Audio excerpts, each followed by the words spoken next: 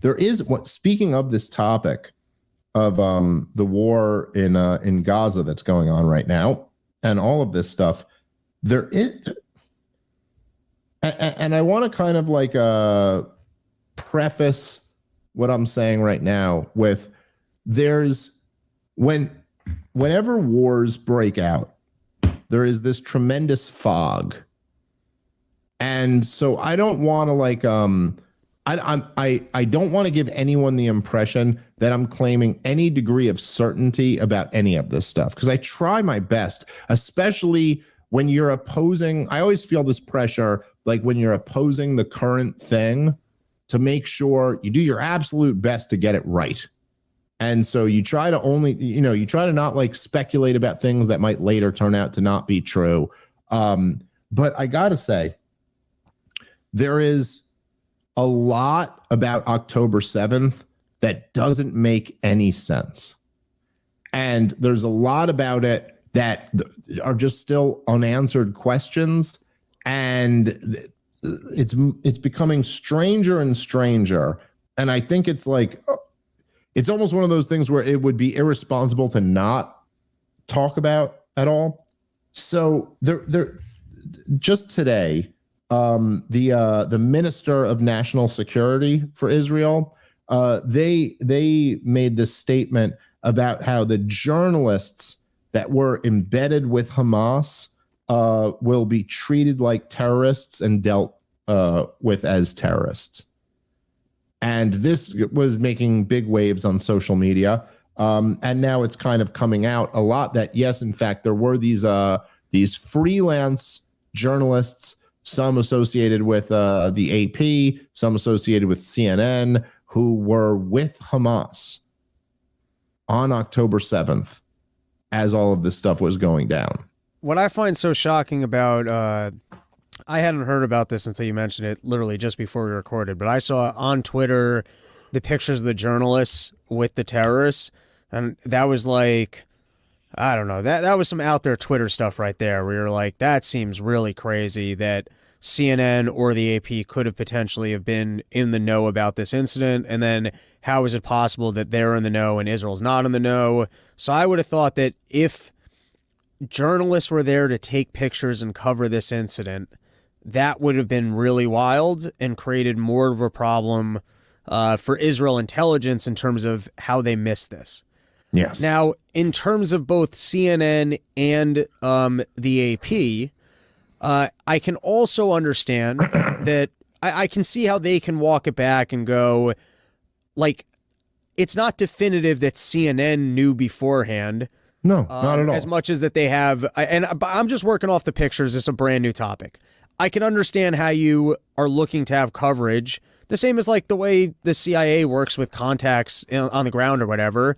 You're going to need to work with someone, I guess, if you're trying to get coverage of this stuff. And so there could be someone who, you know, you kind of have a distant relationship with, who's kind of tied in with them. And so you get your leads from. I kind of understand that. And that doesn't make you working with terrorists or supporting terrorists as much as you're trying to cover the story and you got a guy who will give you the scoop or give you some sort of coverage. And I guess that works for Hamas because they actually want to have the coverage of it, but they want to know that you're not leaking your stuff. So it's like, there's enough incentives that align there to not necessarily suggest to me that like CNN or the AP are specifically supporting Hamas or actually knew about this ahead of time.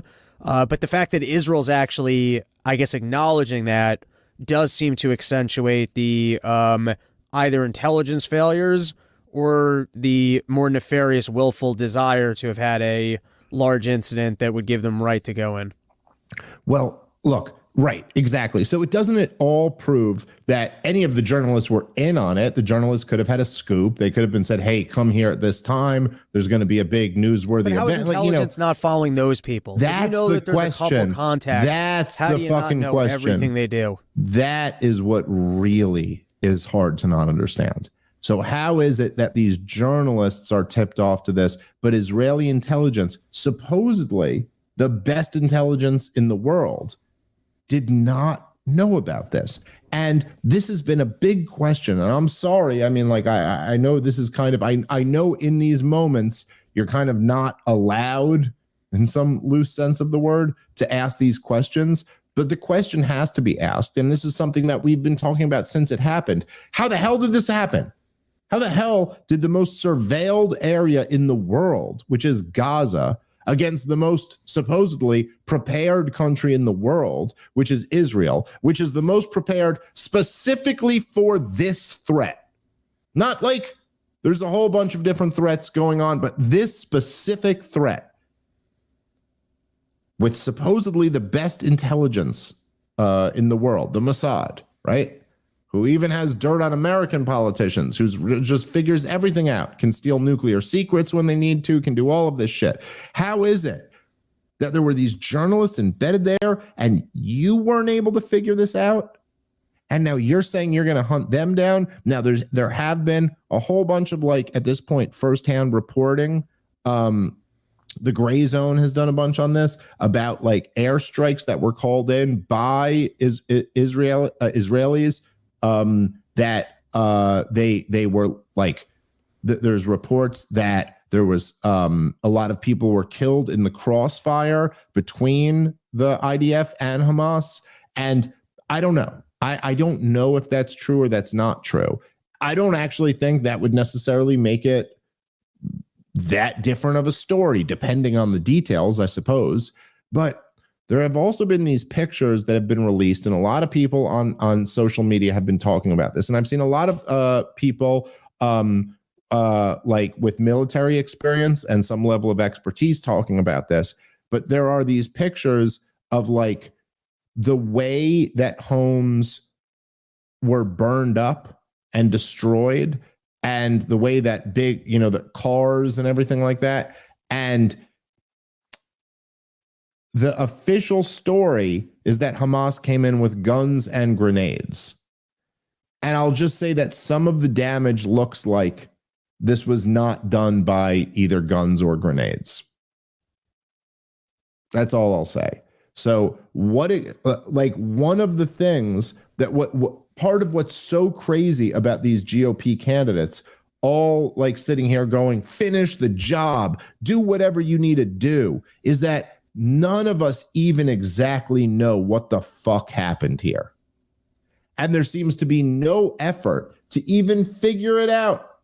You had, in other clips that we didn't play you had GOP candidates calling for war with Iran. We don't even know what happened here on this day. No evidence has been provided that Iran was involved in this, but they're just calling for war. Well, they support Hamas. So we have to go to war with them. Like, what? What exactly happened here? And there's no political will, and nobody, even Vivek is certainly not willing. None of them are willing to stand up there and go, hey, we need like a real investigation into what happened here. We need to actually understand it. And that seems to be, to me, would if you cared about truth or justice or morality or just what's best for the country or anything like that, you'd be like, that's the first thing you'd demand, right? First off, let's figure out what the hell happened, because all of this stuff to me just seems pretty shady. And so I don't know.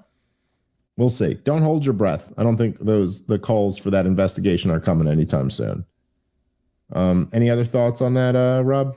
That's the most recent conspiracy talk. So, we'll have to see how that all plays out. Yeah.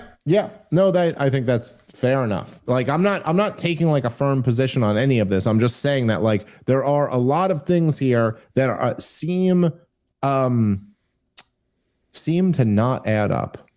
We'll say that. Yeah, I think the of the complaints of why did the response time take so long, that I can wrap my head around, where, maybe you go, we're not really sure what the risk is yet. We have to make sure that we have one strategic, comeback fight. We don't want to just lose more troops not knowing what's happening. I can understand how, if there is an incident, you need some time, maybe not that much time. Yeah, it was a lot of time, but yeah. Right, I don't understand all, like, I don't understand all that, but I can at least wrap my head around it.